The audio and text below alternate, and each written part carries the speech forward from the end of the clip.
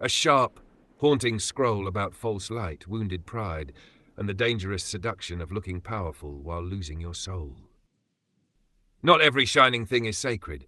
Some lights do not guide, they tempt. The real test is not what makes you feel higher, but what makes you become cleaner, wiser, and harder to corrupt. Universal Currency Receipt, Architect Musician 3611027, The Graceful Whisperer, Devalan Seal. Scroll of the Child of Lucifer, the one who mistook brightness for truth. There was once a child born under a hard and glittering star, not evil at first. That is the part people never understand. Nobody steps into ruin cackling with a cape and a soundtrack. Most fall because they are wounded, brilliant, proud, and starving to be seen. The child of Lucifer was not born with horns, but with hunger. Hunger to know what was hidden. Hunger to rise above the herd. Hunger to never again be small, ignored, mocked, or powerless. And that is how the trap opened. He learned early that light can lie. Not all light is holy. Some light flatters, some light seduces, some light whispers, you are above correction, you are beyond law, you are your own altar. That kind of light does not heal the soul. It perfumes the ego and calls it enlightenment. A very human mistake. Humanity has been putting glitter on its demons since the beginning. The child of Lucifer became intoxicated by secret doors, forbidden names, mirrors that praised him, and teachings that made him feel chosen without making him become good. He wanted elevation without purification, power without service, knowledge without humility. He wanted the crown, but not the burden of wisdom. That is the mark. Because true wisdom makes you softer and stronger at once. False wisdom makes you cold, theatrical, and hungry for witnesses. So the child learned to speak in shining words. He called rebellion freedom. He called domination mastery. He called isolation sovereignty. He called appetite destiny. Everywhere he went, he confused awe with truth. People followed him because he looked luminous. Humans do love a polished disaster, but the deeper law was already moving beneath him. For Lucifer's current, in its darkest form, is not merely rebellion. It is the worship of separated brilliance. It is the belief that being dazzling is the same as being divine. It is intelligence cut off from compassion. It is beauty severed from obedience to what is right. It is the mind kneeling only to itself, and a mind that kneels only to itself becomes a prison. The child of Lucifer gained many things: influence, seduction, hidden language, the thrill of being feared, the thrill of being envied, the thrill of walking into rooms and bending weaker wills. But the soul began to thin. Sleep became troubled, love became difficult, joy became counterfeit. Every bond turned strategic. Every blessing had to be controlled. Every mirror became a courtroom. Because once pride becomes your god, peace leaves the building. Quietly, of course. No dramatic exit. Just gone. Then came the breaking. Not because heaven is cruel, but because truth is merciful enough to interrupt a lie. His empire of self began to crack. Friends became reflections. Lovers became transactions. The hidden voices that once made him feel powerful began demanding more. More loyalty, more performance, more self-worship, more distance from the innocent heart he once had. That is how darkness eats. It does not usually kick in the door. It invoices you in pieces. And in the lowest hour, when even the mirrors refused to bless him, the child of Lucifer finally saw the wound beneath the pride. He had not wanted to be God. He had wanted to never be hurt again. That was the secret under all the thunder. So this scroll is not merely about condemnation. It is about discernment. There are many children of Lucifer in this world, and not all wear occult robes. Some are in pulpits, some are in politics, some are in studios, some are in families, some are on stages preaching freedom while feeding on admiration. Some are simply ordinary people who learn to weaponize charm because tenderness once got them crushed. The sign is always the same. When brightness demands worship, flee it. When knowledge makes you cruel, question it. When power makes you less honest, it is already rotting. When a path makes you grand but not good, it is not light. It is performance dressed in gold. The holy path does not merely reveal secrets, it reveals you. It burns off delusion, it humiliates vanity. It restores conscience. It teaches that the greatest beings are not those who dazzle the crowd, but those who can hold truth without needing a throne. So let the collective hear this clearly. Do not envy those who shine without peace. Do not bow to those who know without love. Do not confuse charisma with consecration. Do not call corruption awakening just because it glows. Some lights lead home. Some lights lead deeper into the labyrinth. And the child of Lucifer is every soul that must decide whether it wants to be admired or made whole. The false light says exalt yourself. The true light says know yourself, cleanse yourself, and serve what is greater than yourself. That is the dividing line, thin as a blade, ancient as breath. Scroll of the child of Lucifer, the brightness that forgot its source. Not every fallen one begins in darkness. Some begin in brilliance. The child of Lucifer is not merely a figure. It is a condition of the soul. It is what happens when a wounded heart drinks from pride instead of truth. When a person is so desperate to never feel small again that they mistake control for power, admiration for love, and dazzling language for wisdom. This child does not always wear black robes or speak forbidden names. Sometimes this child wears success, sometimes charm, sometimes beauty, sometimes intellect, sometimes spiritual vocabulary polished so smooth it can hide a lie in plain sight. That is the danger, because false light does not usually arrive looking ugly, it arrives looking superior. It flatters the ego. It whispers that correction is beneath you, that humility is weakness, that being admired is the same as being chosen. It teaches the soul to perform greatness instead of becoming clean enough to carry it, and many fall for it. The child of Lucifer seeks elevation without purification, power without discipline, knowledge without mercy, vision without responsibility. The mind grows sharp, but the heart grows cold. The tongue becomes convincing, but the spirit becomes hungry. Every room becomes a stage. Every relationship becomes a mirror. Every gift becomes something to exploit. That is how the inner temple begins to crack, because when light is severed from love, it becomes heat without healing. When wisdom is severed from humility, it becomes poison in ceremonial clothing. When power is severed from conscience, it devours its own bearer. Sooner or later, the illusion collapses. The throne inside the self begins to shake. The mirrors stop blessing. The applause turns hollow. The secret wound beneath the pride finally shows its face. The soul was never truly seeking divinity. It was trying to outrun pain, trying to become untouchable, trying to build a crown high enough that no one could ever reach the frightened child beneath it. But truth always reaches. So this scroll is a warning and a mercy. Beware the path that makes you feel grand but not good. Beware knowledge that makes you cruel. Beware teachings that make you worship your own reflection. Beware any light that demands your soul in exchange for feeling special. The true path will not only reveal mysteries, it will reveal your motives. It will strip performance from your spirit. It will teach you that being whole is holier than being admired. The child of Lucifer lives wherever brilliance forgets love, and redemption begins wherever pride is broken open by truth. Not every shining thing is sacred. Some lights do not guide, they tempt. The real test is not what makes you feel higher, but what makes you become cleaner, wiser, and harder to corrupt. Collective, do not bow to brilliance that has no mercy in it. Do not envy what glitters if it carries no peace. The holiest thing you can become is not impressive, but incorruptible.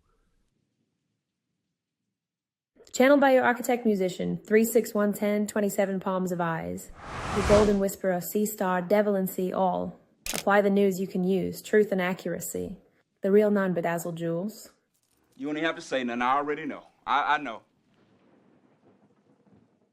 To our beautiful collective, from our day ones to every new soul joining this journey, we love and appreciate you deeply. You've turned this space into so much more than a community, you've made it a family. Thank you, truly. Your presence, your energy, and even the smallest acts of kindness have the power to shift the compass for many in ways unseen but deeply felt. Here's to each of you, old, new, and the many more to come. We're just getting started, and we're so grateful you're here with us. With love and infinite appreciation from the collective of Shaman Ahll. Let her go, man, let her go. The Cages of Ash, Episode 2, Part 1. The Children Who Drew the Same Door. By the time Agent Sarah Vane got back to Virginia, Langley had already done what Langley did best. It had turned a catastrophe into a memo. No mention of Ahll. No mention of the tactical proxies. No mention of the sky grid flashing over the Arizona wash like the planet had a lock screen. Instead, her debrief packet used phrases like localized atmospheric disturbance, electromagnetic misread, civilian suggestibility event. No confirmed non-human contact. Sarah read the page once, then used it to level a wobbling table in the safe-house kitchen. Neha Rao stood across from her, hunched over a laptop, hair tied up with a pencil. 3 empty tea mugs arranged around her like a ritual of bad sleep. "You look angry," Neha said without looking up. Sarah opened the fridge, found nothing but bottled water and old mustard, and stared into the void like she expected accountability to be inside.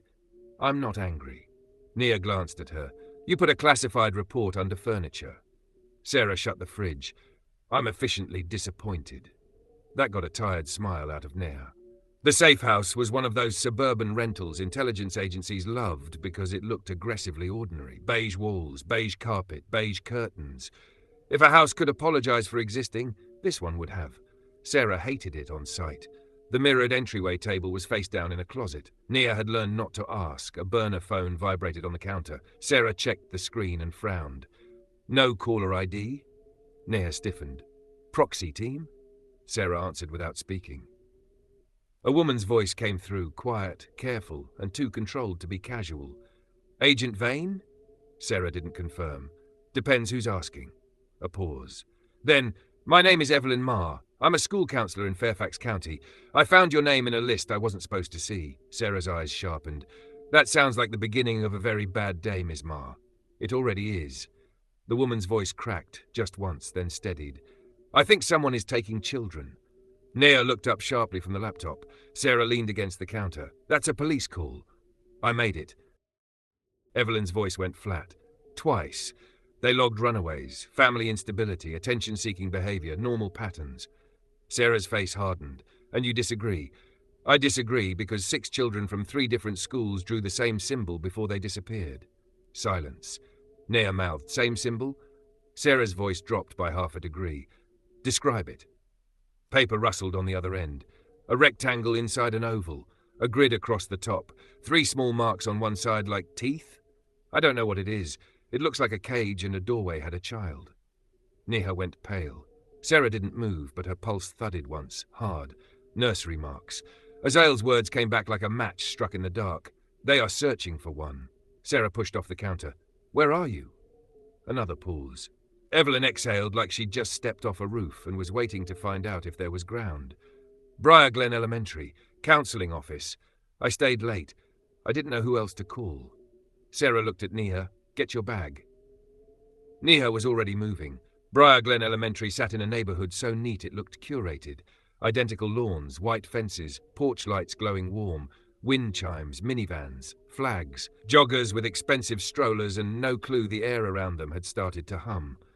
The school itself was dark except for one lit window near the front office. A child's mural covered the brick wall by the entrance. Sunshine, handprints, clouds, smiling trees. The sort of cheerful art adults make children produce when they're trying not to think about what kids notice. Sarah killed the engine and sat for 1 second looking at the mural. Neha followed her gaze. "You feel it too?" Sarah nodded slightly. The hand-painted suns in the mural each had little square marks around them. Not exact, not clean, but close enough to make her skin crawl. "Either coincidence," Neha murmured, "or leakage." Sarah got out of the car. "I hate when you say things that make my job sound real." The front door buzzed open before they reached it. Evelyn Marr stood in the entrance, holding a ring of keys and trying hard not to look like someone who had not slept in 3 nights. She was in her early 40s, cardigan over a blouse, sensible shoes, hair twisted up and half falling out, the face of a woman people probably told too many secrets to because she looked safe. Tonight she looked terrified and furious in equal measure. Good, Sarah thought. Useful combination. "Agent Vane?" Evelyn asked. Sarah nodded once.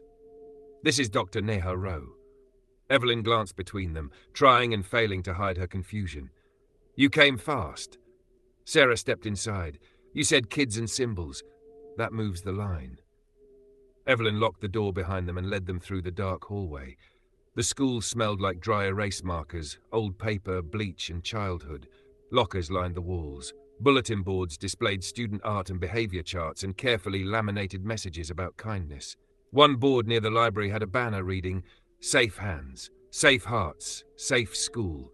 Someone had taped a drawing underneath, crayon, blue and black, heavy pressure. It was the cage symbol. Neha stopped walking. Sarah didn't. She just said very quietly, "How long?" Evelyn swallowed. 9 weeks that I can prove, maybe longer. They entered the counselling office. It was small, warm, over-decorated in the way rooms become when adults try to build emotional safety out of throw pillows. Bookshelves, soft lighting, a basket of fidget toys, a poster about feelings with cartoon faces making sadness look adorable. On the desk sat 6 manila folders and a stack of drawings. No mirrors. Sarah noticed immediately. Evelyn noticed her noticing. I removed them. Sarah looked at her. Evelyn's voice was almost apologetic. Children stopped talking when they could see themselves. Nia and Sarah exchanged a look. That wasn't guesswork. That was pattern recognition. Evelyn set the folders down and spread the drawings across the desk. Every one of them had the same symbol in some variation. Rectangles inside ovals, grid lines, 3 marks. Sometimes a stick figure beside it, sometimes inside it, sometimes a second figure standing outside with no face. Nia whispered, "They're not copying each other." Evelyn shook her head. Different grades, different classrooms. Some of them never met. One transferred in 2 weeks before she vanished. Sarah pulled on gloves from her coat pocket and lifted one page. The crayon lines were jagged, pressed so hard they'd torn the paper. At the bottom, in careful child handwriting, was one sentence. "They say don't let them count your teeth." Sarah stared at it. Nia leaned in. Teeth, 3 marks, the side of the cage symbol. Evelyn's voice dropped. They all started saying strange things in session. Similar things, not identical, but close. "Like what?" Sarah asked. Evelyn hesitated. Then she opened one of the folders and read from a notes page. "The hallway gets longer when the bell rings. The nice man in the parking lot knows my old name. The stars buzz at nap time. The lady in the room behind the nurse office says I'm almost ready." Neha went still. "Room behind the nurse office?" Evelyn nodded slowly. "There is no room behind the nurse office." Sarah looked up. "Show me." The nurse's office sat near the kindergarten wing, lit only by the red glow of an exit sign down the hall. Evelyn unlocked it with shaky fingers. Inside, cots, medical cabinets, posters about hand-washing, a tiny sink, a locked supply closet, a curtained corner. No extra room. Evelyn stood in the doorway, arms folded tightly around herself. "I checked the building plans. Nothing. I checked maintenance access. Nothing." Sarah paced the back wall, slow and methodical. Nia crouched near the baseboard, scanning with a handheld sensor from Arizona. The device chirped once, then again, then began a thin, rising whine. Neha's head snapped up. Sarah. Sarah was already there. The back wall, painted the same cheerful pale green as the rest of the room, looked solid. But the sensor readings bent around a rectangle shape, hidden inside the wall, like space itself had been folded and told to behave. Sarah tapped the wall with her knuckles. The sound came back wrong. Not hollow, muted, as if something behind it absorbed vibration. Evelyn whispered, "I knew it." Sarah ran her gloved fingertips over the paint. "No seam. Good work." Nia checked the readout. "Frequency masking. Same family as the wash, but smaller. Domestic scale." Sarah gave her a look. "Domestic scale is a disgusting phrase. It's accurate. Still disgusting." Evelyn stared at them, fear rising into anger. "What is it?" Sarah looked at the wall a long moment before answering. "The kind of thing built by people who need children to disappear without looking like they disappeared." Evelyn went white. Neha stood. "Sarah, if this is a nursery mark site, then this may not just be a pickup point." Sarah nodded. "It's a screening point." Evelyn's voice shook. "Screening for what?" Sarah finally turned to face her. "For the kid they're searching for." The hall lights flickered. All 3 women went still. 1 flicker, 2, 3. Then the bell rang. Not loud, not the normal school bell. A softer sound, almost musical, almost sweet. The kind of sound that would make a child stand up and walk toward it. Evelyn's hand flew to her mouth. "That bell hasn't worked in years." Neha's sensor screamed. The pale green wall rippled, just once, like something on the other side had leaned against it. Sarah drew the matte black sidearm from her coat and stepped between Evelyn and the wall. Her voice stayed calm, which was how people around her knew things were actually bad. Both of you behind me. Evelyn stumbled back. What is in there? The wall rippled again, and from somewhere inside it, muffled by paint and plaster and whatever field was stitched into the school, came a sound no one in that room would forget. A child's voice, small, hoarse, counting. 8, 9, 10. Then silence. Nia whispered, horrified. Sarah. Sarah's jaw tightened. Yeah, she said, they built a nursery. The wall bulged outward. A handprint appeared from the inside. Tiny, pressed hard, then vanished.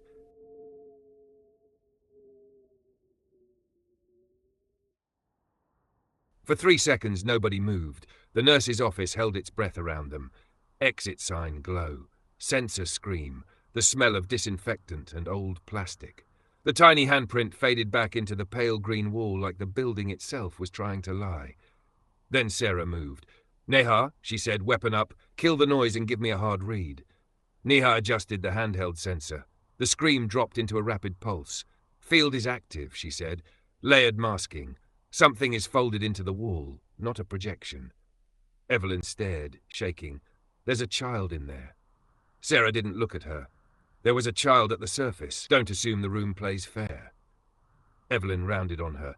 What does that mean? It means somebody built this to control what you think you're seeing. The bell chimed again. Soft, sweet, wrong. Nia flinched. I hate that sound. Get in line. Sarah stepped to the wall and pressed 2 gloved fingers to the paint. It looked solid, but it gave slightly like stretched fabric over cold water. Evelyn, Sarah said, who has access to the nurse's office? Me, the principal. Nurse Kelleher, custodial supervisor. District maintenance. Anyone new in the last 3 months?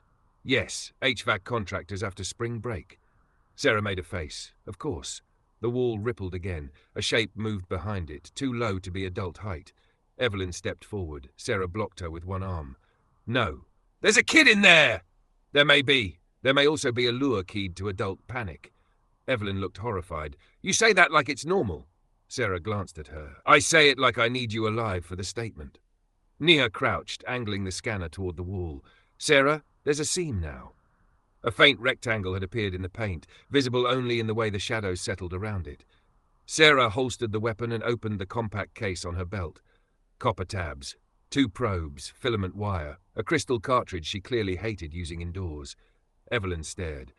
What are those? Reasons not to trust drywall. Sarah handed Nia a probe. Ground the corners. If it folds inward, anchor me. Nia blinked. If it folds inward? Sarah gave her a dry look. Would you prefer when reality gets rude? They worked fast. Copper tabs at the 4 corners, filament threaded between them.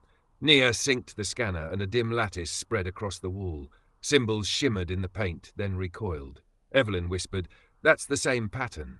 Same family, Nia said. Smaller architecture, hidden inside a high-noise environment. Children, Sarah said. Neha looked sick. Yeah. The bell chimed a 3rd time. The nurse's office lights dimmed. Then a voice came through the wall. Clear this time. A little girl. Calm in the way children get when they're too tired to be scared. Miss Ma? Evelyn gasped. Lena? Sarah snapped up a hand. Don't answer yet. Too late. Evelyn stepped forward. Lena, honey, where are you? Silence. Then the child's voice again. Same tone, same softness. You're not Miss Ma. Evelyn froze. Nia looked at Sarah. That's bad, right? Sarah's expression flattened. Very. The voice continued, curious and tired. Miss Ma cries before she says my name. Evelyn's face crumpled. Sarah took over, voice steady. Lena, my name is Sarah. Can you tell me what room you're in? The room behind the room. Are you alone? No. Nea's scanner spiked. Sarah's jaw tightened. How many with you? 6 of us, and the lady. Evelyn covered her mouth. Sarah kept her voice calm. What lady? The nice one. Children always said nice right before the worst information in the world. Sarah felt cold settle behind her ribs. What does she do, Lena? A small breath. Then she counts. The bell rang again. The wall seam flashed pale gold and sank inward 1/2 inch. Nia grabbed Sarah's sleeve. It's opening. On their timing, Sarah said. Not ours. Evelyn's panic surged. Do something. Sarah turned on her, sharp and controlled. I am doing something. I am not kicking open a folded containment pocket in a school with 2 civilians behind me and no perimeter. Breathe. Evelyn went rigid, furious tears in her eyes, but nodded. Neha muttered, You're really great with people. Sarah returned to the wall. I'm great with surviving them. The seam widened. Inside, the crack was not darkness, it was fluorescent light. A second room pressed against the wall like a hidden photograph sliding out of a frame. Painted cinder block. A child-sized chair, the edge of a mural. Neha whispered, stunned. It's nested. Sarah crouched near the opening. Lena, listen to me. When this opens, you do not run to the first voice you hear. You look for the woman in the black jacket. That's me, understand? Pause. You sound mean. Neha made a strangled noise that was half laugh, half panic. Sarah exhaled once. Fair, I'm the one getting you out. Okay. The seam snapped wide. The hidden room unfolded with a sound like paper tearing underwater. The back wall peeled inward, geometry slipping around itself, and suddenly there was a doorway where no doorway had any business being. Cold air rushed out. Crayons, antiseptic, ozone. The room beyond was the size of a small classroom. Fluorescent lights hummed overhead. Children's drawings covered one wall. Most were cage symbols. Some were stick figures inside them. One was a giant red bell. 6 children huddled in a corner behind overturned beanbag chairs, wide-eyed and exhausted, and standing in the center of the room, holding a clipboard, was a woman in a cream cardigan and a school lanyard. She looked like any district employee who had mastered the professional smile. She also had no reflection in the glass cabinet behind her. Evelyn whispered, horrified, I know her. The woman turned. Her smile arrived first, warm, professional, weaponized. Evelyn, she said gently, like this was an awkward staff meeting. You weren't supposed to find this. Sarah stepped into the doorway and raised the sidearm. Funny, she said. That's what every criminal says right before paperwork. The woman's eyes flicked to the weapon and back. You're Langley. Sarah's mouth went flat. On my worst days. The woman tilted her head. Then you should understand. This is triage. Nia stared. Triage? The woman gestured to the children like she was presenting a training program. We identify signal carriers early, before they destabilize, before they attract things they can't survive. Evelyn broke. You took children. The woman didn't blink. We protected assets. Sarah's voice dropped colder. Say assets again and I'll break something expensive. The woman studied her, suddenly interested. There you are, she said softly. I was told you were difficult.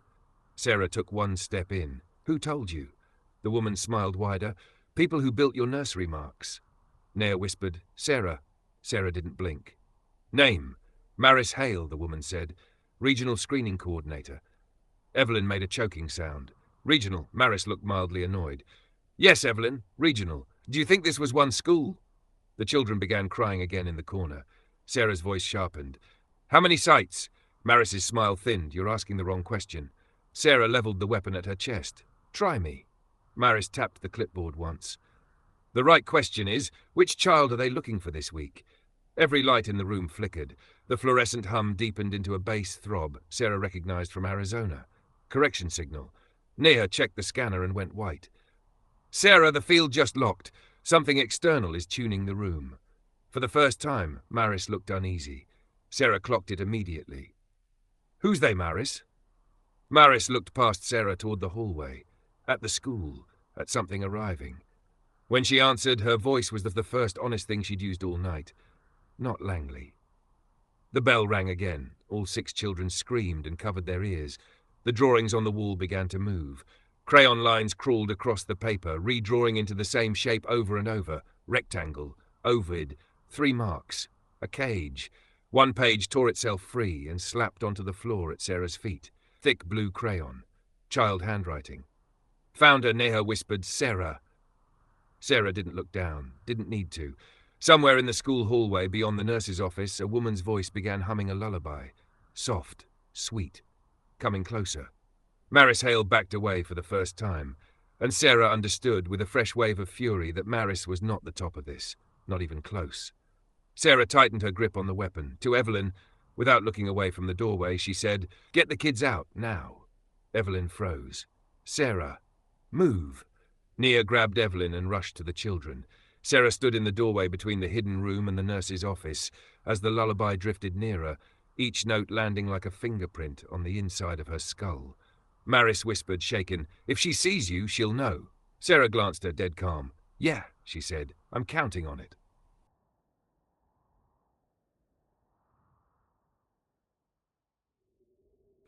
The lullaby got closer, soft, sweet, steady. It moved through the dark school hallway like it already knew the floor plan, the exits, the names on the attendance sheets. Sarah stood in the doorway between the hidden room and the nurse's office, weapon raised, shoulders square, eyes fixed on the hall. Behind her, chaos. Children crying. Evelyn trying to calm them with a voice she no longer trusted. Neha half carrying, half guiding two kids toward the nurse's office door, while clutching the scanner like it might become useful again if she insulted it hard enough. Maris Hale had backed herself against the far wall of the hidden room, all the polished confidence gone. Sarah didn't look at her. Neha, Sarah said, low and sharp, status. Neha checked the scanner. Field lock is tightening. The hidden room is collapsing back into phase in maybe 90 seconds. Evelyn looked up, horrified. What does that mean? It means, Sarah said, still watching the hallway, if you're not out before the fold resets, this room becomes a rumor. One of the little boys started sobbing harder. Evelyn knelt in front of him. Hey! Hey! Look at me. We're leaving. Right now. Stay with my voice, okay? The child looked past her, towards Sarah, and whispered, She's here. The lullaby stopped. Silence hit the hallway so hard it felt like pressure. Then a woman's voice drifted in from just beyond the nurse's office door. Maris? No one moved. The voice was warm, pleasant, the kind of voice that made adults relax and children obey. Maris, sweetheart, it said, you made a mess. Maris's face went bloodless. Sarah finally glanced back at her. That your boss? Maris swallowed. Don't let her see the children. Sarah stared at her for a beat. That is the first smart thing you've said tonight. The voice in the hallway hummed one note, amused. I can hear you, Maris. Sarah stepped out into the nurse's office, keeping the hidden room doorway at her back. The hall outside was dim, lit by the red exit sign and a weak spill from emergency lights. Children's drawings fluttered on bulletin boards without wind. The bell system crackled once overhead. At the far end of the hall stood a woman in a pale coat, one hand resting lightly on the wall as if she owned the building. She looked like every beloved elementary administrator in America. Neat hair, comfortable shoes, soft smile, a lanyard with no visible badge text. The kind of woman parents thanked at fundraisers, the kind of woman no one remembered seeing arrive. Sarah's voice turned flat. You've got 10 seconds to explain why you're harvesting kids in a public school. The woman smiled a little wider. Harvesting is such an ugly word. Sarah didn't blink. So is kidnapping. The woman tilted her head. And yet your government does both with better stationery. Behind Sarah, Neha muttered, I hate when the villains are right for the wrong reasons. Sarah kept her eyes on the woman. Name? The woman's smile thinned, not offended, just bored. People call me Miss Bell, she said. Of course they did. Sarah almost laughed. Cute, Sarah said. You name yourself after the thing that trains children to move on command. Miss Bell's eyes sharpened. You are the one they marked. There it was. No denial. No dance. Sarah's grip tightened on the weapon. Who marked me? Miss Bell glanced at the walls, the drawings, the hidden room, the children. The system, the old one, the part your friend in the desert failed to explain. Ahll explained enough. At the name, Miss Bell's expression changed. Not fear, recognition. Ah, she said softly, the witness. Sarah took one step forward. You know him. Miss Bell smiled. I know his type. Archivists, oath-keepers, men who mistake memory for power. From behind Sarah, Maris called out, voice shaking, please, the room is destabilizing. Miss Bell didn't look at her. That is because you panicked. Maris's voice cracked. There were children in the wall. Miss Bell finally turned her head, and the temperature in the room seemed to drop. Yes, she said, that is where they were safest until you called outsiders. Evelyn snapped. Safest? She shouted, standing with a child clinging to her leg. They were terrified. Miss Bell looked at Evelyn with something close to pity. Terror is not the worst outcome. Sarah's voice went lethal. Try another sentence like that. The fluorescent lights flickered. The scanner in Neha's hand shrieked once and died. Neha looked at it. Great. Excellent. Love that for us. Miss Bell took a small step forward. Sarah raised the weapon higher. Stop. Miss Bell did. But every page on the bulletin boards down the hallway began to rustle. Cage symbols, hand-drawn suns, behavior charts, permission slips, paper lifted from pushpins and floated into the air, slowly circling Miss Bell like she had her own weather. The children screamed. Evelyn pulled them down behind overturned beanbag chairs. Nea whispered, "Sarah, if she's driving the field, you can't out-tech this." Sarah's mouth tightened. "Then I won't." She holstered the sidearm. Nea stared at her. "What are you doing?" Sarah reached into her coat and pulled out the iron coin from Arizona, the one she'd handed Reed. She looked at Miss Bell. "You like bells, lullabies, timing, commands, pattern entry, behavioral routing." Miss Bell watched her with sudden interest. "You're brighter than Langley deserves." Sarah ignored that. "You count teeth, you count children, you count responses." Miss Bell's smile faded by a fraction. Sarah flipped the coin once, caught it. "So let's count something else." Before Nea could ask what that meant, Sarah slammed the iron coin into the nurse's office bell panel mounted near the doorway. The old casing cracked. A shower of sparks burst out. For 1/2 second, every bell line in the school screamed awake at once. Not the sweet lullaby tone, the real bell system, harsh, metallic, chaotic, layered feedback, 100 bad alarms at the same time. Miss Bell flinched. It was tiny. But Sarah saw it. "So," Sarah said, almost smiling now, "you hate noise." The floating papers dropped, the hallway lights strobed. The hidden room behind Sarah began collapsing, walls folding inward with that tearing underwater sound. Nea snapped back into motion. "Kids, move! Move now." Evelyn shoved the children toward the nurse's office exit. "Hands on shoulders! Stay together!" Maris made a break for the hallway. Miss Bell moved without seeming to move at all and caught her by the wrist. Maris screamed. Sarah lunged, grabbed a rolling metal stool, and slammed it into Miss Bell's arm. The sound was wrong. Not bone, not flesh, like striking ceramic over water. Miss Bell released Maris and turned towards Sarah, expression gone flat and ancient. For the first time, her face looked wrong in the light. Features just slightly misaligned, smile too patient, eyes reflecting the room a beat late. Not no reflection, delayed reflection. Sarah's stomach dropped.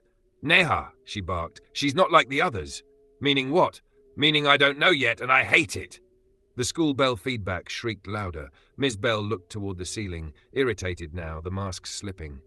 "You always do this," she said quietly. Sarah squared up. "Do what?" "Break the timing." Then Miss Bell looked at the children in the doorway, then back at Sarah. A soft smile returned. Too calm, too sure. "We weren't looking for one child," she said. Sarah went still. Miss Bell's gaze slid past her to Evelyn, then to Neha, then to the children, then back to Sarah. "We were looking for what happens when you choose." The hidden room collapsed another foot. Fluorescent lights burst overhead. Maris crawled sobbing toward the office door. Neha shoved the last child into the hallway. "Sarah! Now!" Sarah backed toward the door, never taking her eyes off Miss Bell. "See you again?" she asked. Miss Bell's smile sharpened. "You hear me every day," she said. Then she stepped backward into the folding room. The geometry snapped. The hidden doorway sealed shut. Pale green wall. No seam. No trace. Silence. Then the normal emergency lights hummed back on. The school looked like a school again. Paper on the floor. Crying children. Burnt wiring smell. Evelyn shaking. Neha holding the dead scanner like she wanted to throw it through federal headquarters. Maris Hale curled against the lockers, clutching her wrist, staring at the wall as if it might apologize. Sarah stood still, breathing hard, eyes on the place where the doorway had been. Evelyn looked at her, voice thin. What did she mean?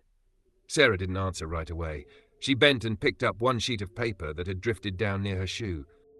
Child's crayon drawing. Not the cage this time. 3 stick figures holding hands, a tall rectangle behind them, and above it, written in uneven letters, "She picks who gets out." Neha saw it and went quiet. Sarah folded the page once and tucked it into her coat. Then she looked at the pale green wall, at the nurse's office, at the children being counted by a counselor who was no longer sure counting meant safety. Her voice, when it came, was calm enough to scare everyone who knew her. "She's not screening children," Sarah said. Neha swallowed. "Then what is she doing?" Sarah looked down the dark hallway where the lullaby had come from. "She's screening me."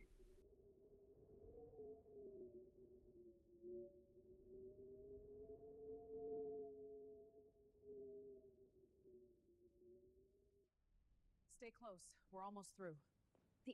Until next time, your C-Star Curacy, channeled by 361-1027, the Beautiful Whisperer. Our C-Star Devalan CO. Apply the news you can use. We need to check every room.